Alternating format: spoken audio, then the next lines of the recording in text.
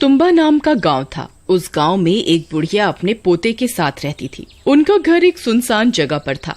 उनके घर के आसपास किसी गांव वाले ने अपना घर नहीं बनाया था, क्योंकि सबको पता था कि उस घर में रहने वाली बुढ़िया श्रापित है। उसे एक शैतान का श्राप लगा था। उसका चेहरा बहुत डरावना हो गया था। उसका पोता उसे जंजीरों से बांध कर रखता था। उसके चेहरे में 2 बड़ी बड़ी कीलें लगी हुई थी। कभी कभी उसके अंदर का हैवान जाग उठता था तो वह अपने पोते को भी खाने की कोशिश करती थी। कहाँ मर गया तू? जल्दी मुझे आटे की गुड़िया दे, नहीं तो मैं तुझे ही खा जाऊंगी। दादी थोड़ा सब्र रखो, खाना ला रहा हूँ, बस अभी आया। फिर हीरा उसके लिए आटे की गुड़िया बनाकर लाता है और उसकी तरफ फेंक देता है। फिर वह बुढ़िया जानवरों की तरह उस आटे की गुड़िया को खाने लगती है।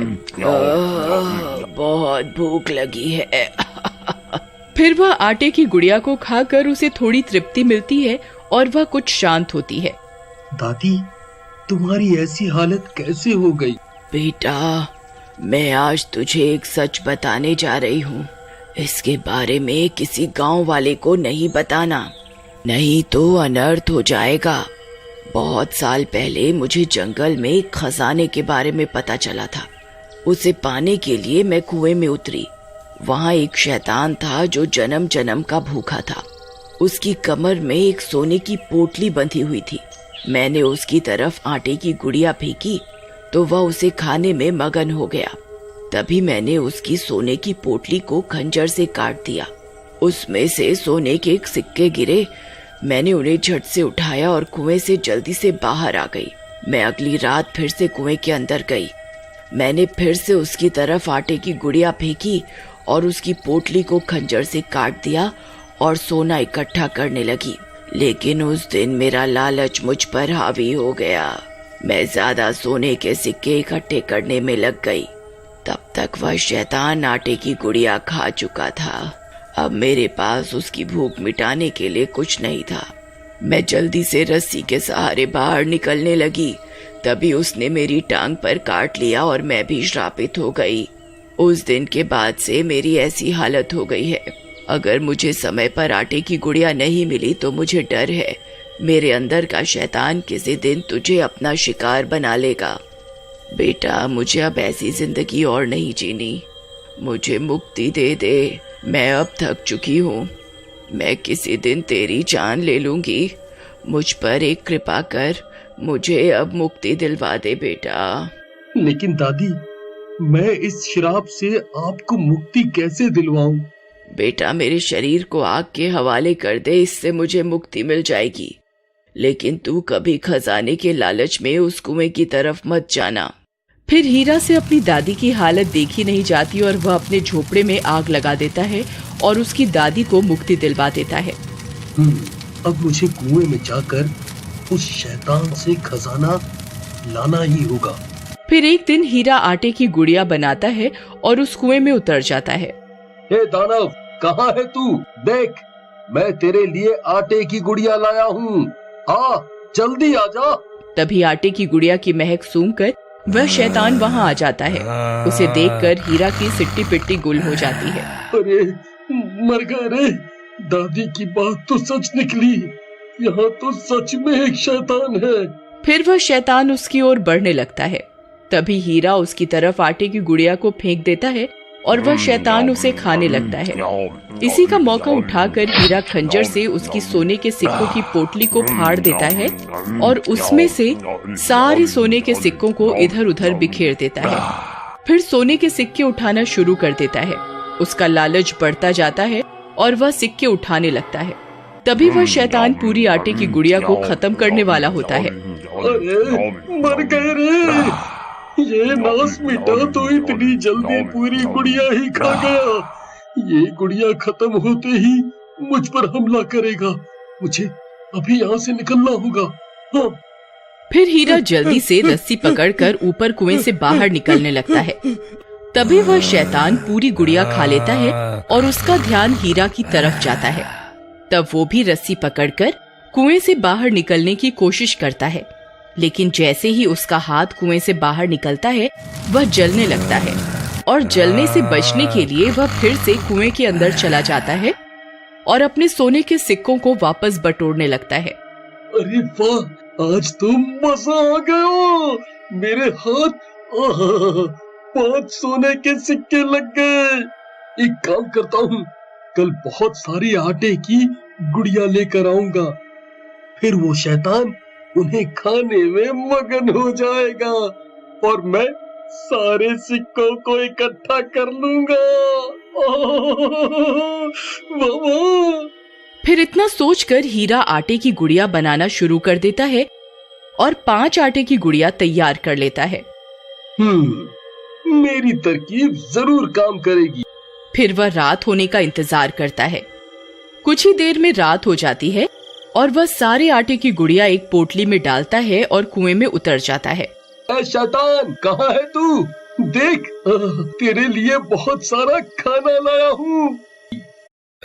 तभी सामने से 5 शैतान आ जाते हैं। हीरा उन 5 को देखकर दंग रह जाता है। अरे मर गए रे, दादी ने तो एक ही शैतान के बारे में बताया था। ये 5 कहाँ से आ गए? अब मैं क्या करूं? कहीं मैंने कोई गलती तो नहीं कर दी? मैं रोज एक गुड़िया लाता था तो एक ही शैतान आता था। हे भगवान, ये मैंने क्या गलती कर दी? इसके बारे में तो मैंने सोचा ही नहीं। अब क्या करूं? तभी वहाँ 5 शैतान आ जाते हैं और वे भूख के मारे तड़प रहे होते हैं। एक काम करता हूँ, इन 5 को एक एक गुड़िया खाने को दे देता हूँ। इससे मुझे यहाँ से भागने का वक्त मिल जाएगा। हाँ। फिर हीरा एक आटे की गुड़िया एक शैतान की ओर फेंकता है तो 5 शैतान उस गुड़िया के ऊपर टूट पड़ते हैं। कोई उसकी टांग खा जाता है तो कोई उसका सिर, और पलक झपकते वो 5 मिलकर उस गुड़िया को खा जाते हैं। अरे मर गए रे, इन 5 ने मिलकर एक झटके में गुड़िया हजम कर ली। अब क्या करूं? यहाँ से कैसे निकलूं? फिर वह बची हुई 4 गुड़िया को एक साथ उनकी तरफ फेंक देता है। 5 में से 4 शैतानों को एक एक गुड़िया मिल जाती है। वह 4 उन्हें खाने में मगन हो जाते हैं, लेकिन एक शैतान अभी भी भूखा होता है और हीरा की तरफ देख रहा होता है। अरे मर गया रे, इस नास मिटे के हिस्से में तो कुछ आया ही नहीं। अरे भागो रे। फिर जैसे ही हीरा रस्सी पकड़कर ऊपर से निकलने की कोशिश करता है, वो 5वां शैतान उसकी टांग पकड़ लेता है और उसकी टांग पर काट खाता है। अरे कब्बा, छोड़ मेरी टांग। अरे ये तूने क्या कर दिया कब्बा? फिर हीरा किसी तरह कुएं से बाहर निकलता है। अरे बहुत दर्द हो रहा है रे। हाय, अब मैं क्या करूं? कहीं वो दादी वाला श्राप मुझे भी तो नहीं लग जाएगा? कोई है? कोई मेरी मदद करो। फिर देखते ही देखते हीरा भी शैतान में बदल जाता है। उसे भी श्राप लग जाता है। फिर हीरा अपने दोनों हाथ और पैरों के सहारे चलने लगता है। उसे बहुत भूख लगती है और वह आटे की गुड़िया की खोज में पूरे गांव में भटकने लगता है। मुझे बहुत भूख लगी है। मैं किसी को नहीं छोड़ूंगा। गांव वाले उसे छुप छुप कर देखने लगते हैं। किसी को कुछ समझ में नहीं आता कि हीरा ऐसे दोनों हाथ और पैरों के सहारे क्यों चल रहा है और उसकी ऐसी हालत कैसे हो गई। फिर हीरा पूरी रात गांव में भटकता भटकता जंगल की तरफ निकल जाता है। उसके वहां से जाते ही गांव वाले अपने घरों से बाहर निकल कर आ जाते हैं। अरे भाई, ये हीरा को क्या हो गया? ये तो बिल्कुल जानवर जैसा बन गया है। भाई, मुझे तो लगता है इसे इसकी दादी ने काट खाया है, तभी ये भी श्रापित हो गया है। फिर सभी गांव वाले हीरा के घर की ओर दौड़ पड़ते हैं। जब वे वहां पहुंचते हैं तो दंग रह जाते हैं। वह घर पूरी तरह से जला हुआ होता है। वहां उन्हें उस बुढ़िया का कंकाल भी मिलता है। उन्हें कुछ समझ में नहीं आता कि आखिर क्या हो रहा है। फिर रात होने पर उन गांव वालों को हीरा के तड़पने की आवाजें जंगल से आती हुई सुनाई देती हैं। मैं किसी को नहीं छोड़ूंगा, मुझे आटे की गुड़िया दो।